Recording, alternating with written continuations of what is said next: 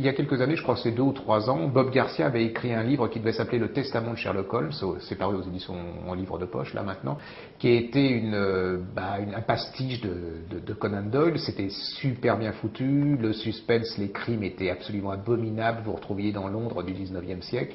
Ça a super bien marché, nous on était parmi les premiers à le découvrir et vraiment les gens ont adoré. Et là, il nous en fait apparaître un autre qui s'appelle Duel en enfer, aux éditions du Rocher.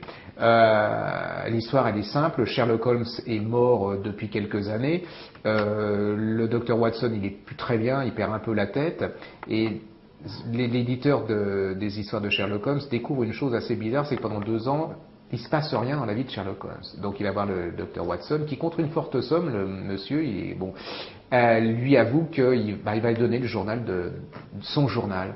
Et là, vous allez voir comment Sherlock Holmes, en fin de compte, pendant 2 ans, va enquêter sur Jack l'Éventreur. Alors, je ne vais pas vous en faire des tonnes, il y a des rebondissements, il y a des meurtres abominables, mais c'est aussi et surtout sous couvert aussi d'un polar vraiment passionnant. Toute la vie au 19e siècle à Londres, vous allez voir des abominations, des crimes. Alors, quand on dit que nous, on est des sauvages, je vais vous dire, au 19e siècle à Londres, accrochez vos ceintures, on est des petits rigolos. Vous allez voir comment les gosses étaient vendus, exploités, maltraités, comment les femmes étaient, c'est même pas de la maltraitance, comment l'alcoolisme était omniprésente.